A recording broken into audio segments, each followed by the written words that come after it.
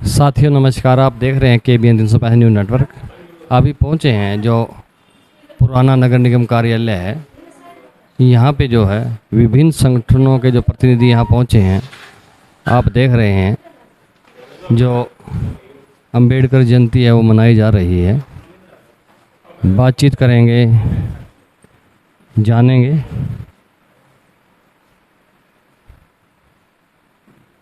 Doctor Ashok जी हैं, जानकारी लेंगे। सर नमस्कार। नमस्कार जी। अंबेडकर जयंती है, आप लोग यहाँ मना रहे हैं, क्या कहेंगे? आज का जो कार्यक्रम था अंबेडकर जयंती पे हमारे जो जन संगठन है करनाल में, उनके नेतृत्व ने आज तय किया था। और उसमें ये भी था कि अंबेडकर जयंती के समय अंबेडकर जो मुख्य नारे थे, शिक्षित बनो, संगठित हो, संघर्ष करो, उस पे विमर्श करने के लिए गोष्ठी का आयोजन करने का कार्यक्रम है। और इसमें मुख्य रूप से जो उनका जीवन संघर्ष रहा है, ख़ास तौर पे जो अंबेडकर ने सोचा था कि राजनीतिक बराबरी मिल गई हमें संविधान से, वो संविधान के निर्माता हैं, भारत रत्न हैं। पर उनका एक मतलब ये इस तरह खदशा था उनको कि मतलब ये जो राजनीतिक आज़ादी है, बराबरी है, ये तब तक स्टेबल नहीं हो पाएगी, तब तक स्थायी नहीं हो पाएगी जब तक सामाजिक बराबरी और जब तक आर्थिक बराबरी ना हो। मतलब ये गैर बराबरी है जो समाज में, इसको ख़त्म करने के लिए उन्होंने निरंतर संघर्ष की बात की थी। और जो संविधान में प्रदत्त अधिकार हैं उनको बचाए रखने के लिए भी संघर्ष की बात की थी। तो आज के समय में ये ज़रूरी हो गया है कि जो भी संविधान में हमारे अधिकार हैं, मौलिक अधिकार हैं, उसमें उनको बचाने के लिए हम संघर्ष करें। और ख़ास तौर पे जो दबे कुचला वर्ग है, जो उनको बराबरी के स्तर पे लाने के लिए, चाहे आर्थिक बराबरी है चाहे सामाजिक बराबरी है, उसके लिए प्रयास करें। आपका क्या नाम? पूनम पांचाल। क्या कहेंगे? मैं तो ये कहूँगी कि आज हमारे हिंदुस्तान में, देश भर में डॉक्टर भीमराव अंबेडकर की जो सबसे पहले शिक्षित बने, उनकी 131वीं हम जन्मतिथि, पुण्यतिथि को मना रहे हैं, सेलिब्रेट कर रहे हैं। और हम उनसे विचारों से बहुत प्रभावित हैं। प्रभावित क्यों हैं? क्योंकि नंबर 1, उन्होंने महिलाओं के लिए बहुत काम किया, उन्होंने गरीबों के लिए बहुत काम किया, उन्होंने जो पिछड़े क्लास के लोग हैं, शेड्यूल कास्ट है, उनके लिए बहुत काम किया। सबसे बड़ा उनका जो एक नारा है वो सबसे बड़ा ये है कि एजुकेशन, क्योंकि उनकी खुद की जो पर्सनल लाइब्रेरी, मेरी सबसे ज़्यादा किताबें थी, मुझे एग्जैक्ट उनका नहीं पता कितना रिकॉर्ड था, लेकिन 4-5 हज़ार से भी ज़्यादा उनके खुद की लाइब्रेरी में किताबें थी। वो बहुत ही पुस्तक प्रेमी रहे हैं। और हमें उन सबसे उनको शिक्षा मिलती है कि अगर हमारा समाज शिक्षित होगा तभी हम आगे बढ़ पाएंगे, तभी हम इस छुआछूत को, भेदभाव को ख़त्म कर पाएंगे। आप क्या कहेंगे? क्या नाम है आपका? मेरा नाम रीना है।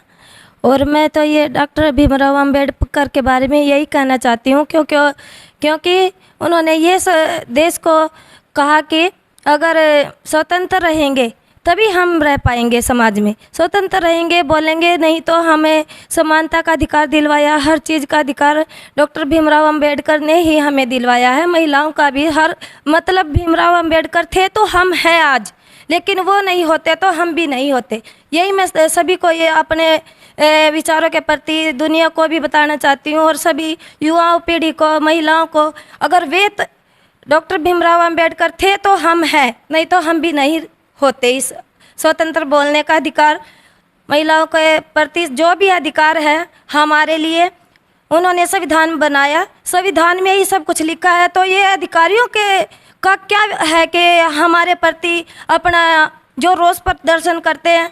जब सरकार ने हमें मंजूरी दी है तो सबका ही अधिकार बराबर होना चाहिए। मैम एक बात करें बचपन की, कि बचपन में जो भीमराव अंबेडकर जी हैं, उनको खिलौनों से नहीं, किताबों से उनका जो बचपन से प्यार रहा है, वो जिज्ञासा आजकल के बच्चों में जो है किस प्रकार जो है पैदा की जा सकती है? आपका क्या मानना है? मैं तो ये कहूँगी कि अगर हमारा हिंदुस्तान एजुकेशन होगा, हमारी महिलाएं शिक्षित होंगी, तभी हम आगे बढ़ पाएंगे। हम कहते हैं भीमराव बहुत अच्छे थे, ये थे, आप उनका संघर्ष नहीं देख रहे हो कि उन्होंने कितना संघर्ष किया है। वो कभी किसी छुआछूत के खिलाफ या किसी उच्च वर्ग के खिलाफ नहीं रहे हैं।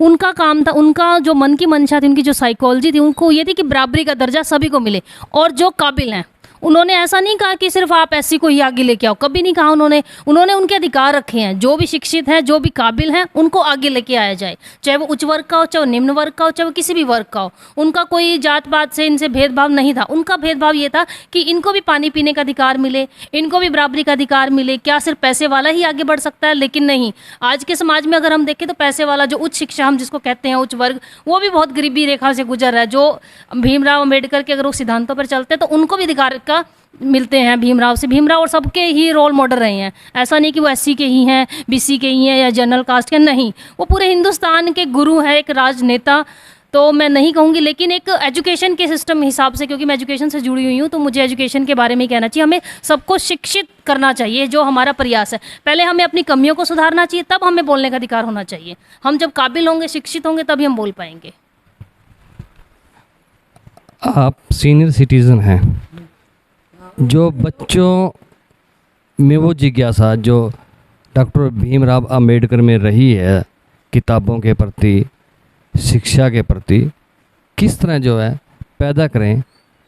एक सीनियर सिटीजन के नाते आप क्या कहेंगे? मैं तो ये कहना चाहूँगी कि जो उन्होंने संविधान बनाया था, संविधान तो ठीक था, लेकिन आज जो है उस संविधान की धज्जियाँ उड़ाई जा रही हैं। आज हमें सबको 80% जो हम मेहनतकश हैं, जो मतलब मेहनत करने, उनको इकट्ठा होना पड़ेगा, तभी हम संविधान को बचा पाएंगे।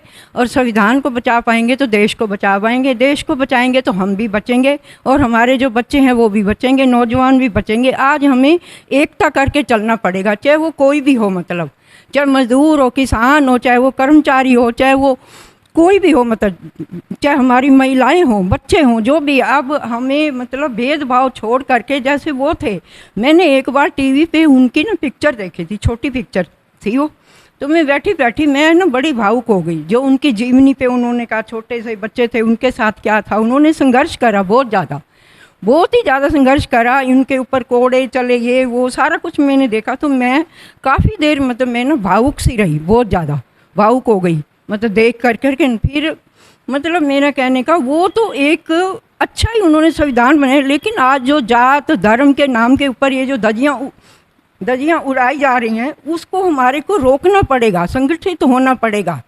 आज जो ये कह रहे हैं जी, हाँ जी तो रामचंद्र जी जो थे, उन्होंने तो राज भी त्याग दिया था। तो ये लोग तो सत्ता के भूखे हैं, उसका नाम यूज़ करके, ठीक है, कोई मतलब धर्म अपना है, मेरा अपना है, आपका अपना है, सबका अपना है, सबको अधिकार है, लेकिन ये नहीं है कि तुम मतलब उसको एक हल्ला गुल्ला, ये वो शोर शराबा, एक सांप्रदायिक के तौर पर पे। आज ये जो सरकार सत्ता में है, तो ये लोग जो हैं सांप्रदायिक दंगे, वो इसके खिलाफ हमारे को लड़ाई करने की ज़रूरत है। अकेला कोई नहीं लड़ सकता, हम लोग इकट्ठे होकर के लड़ेंगे तभी देश बचेगा। क्या नाम है? मेरा नाम जरासो है और मैं जनवादी महिला समिति की जिला सचिव हूँ। और आज हम अंबेडकर जयंती के उपलक्ष्य में एक गोष्ठी में शामिल हुए हैं सभी जन संगठन के पदाधिकारी।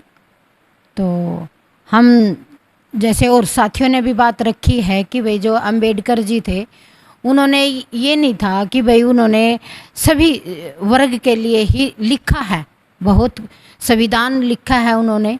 और जो आप बात कर रहे थे कि भाई किताबें जो उन्होंने इतनी सारी पढ़ी हैं, और आज जो युवा वर्ग है वो ज़्यादातर नशे की तरफ गया हुआ है, लेकिन हमें युवाओं के साथ भी डायलॉग करना पड़ेगा।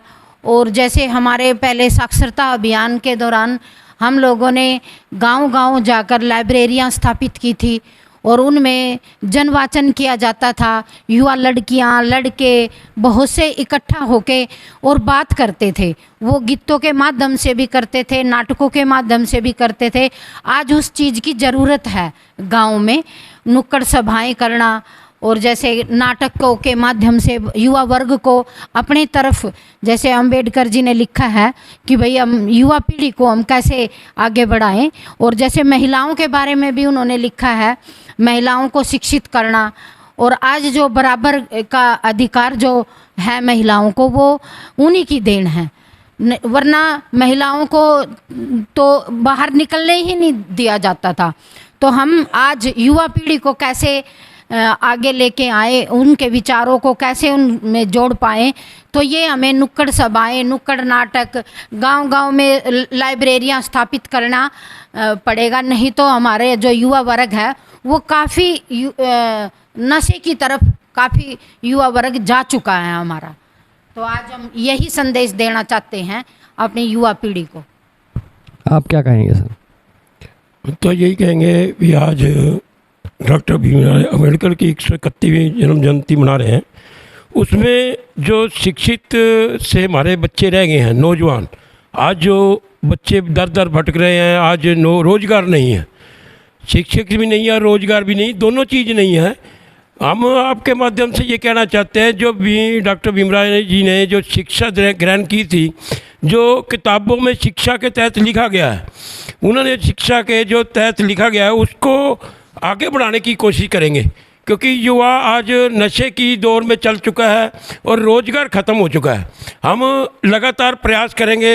एक जो आज संगठनों की जो गोष्ठी है उसमें ये अपील भी करेंगे आपके माध्यम से युवाओं को भी, एक तो नशे की को छोड़ के शिक्षा की ओर चले और रोज़गार की ओर चले, क्योंकि नशे में तो बर्बादी की ओर है और शिक्षा में आज़ादी की ओर चलेंगे तो ये एक देश को बचाना है। जब ये जो सरकार 2014 से इस संविधान को छेड़छाड़ कर रही है, लगातार कानूनों को लगातार छेड़छाड़ कर रही है, जो 44 कानून हमारे बने हुए थे उसको 4 कोड में बदल दिया। हम कहना चाहते हैं आपके माध्यम से, भाई सरकार और कानून, ये देश को बचाना है तो इकट्ठे होकर लड़ना पड़ेगा, इस सरकार से भी देश बचाना है तो इकट्ठे होकर लड़ना पड़ेगा। साथियों, अभी आपने सुना विभिन्न संगठनों के ये प्रतिनिधि यहाँ पहुँचे हैं, अपनी बात इन्होंने रखी है। साथियों, डॉक्टर भीमराव अंबेडकर का जो सबसे पहला संदेश यही है, आगे बढ़ना है तो पढ़ना है, पढ़िए, शिक्षित बनिए। साथियों, KBN 365 न्यूज़ नेटवर्क को लाइक करें, सब्सक्राइब करें, शेयर करें। साथी चमन लाल के साथ मैं धर्म सिंह।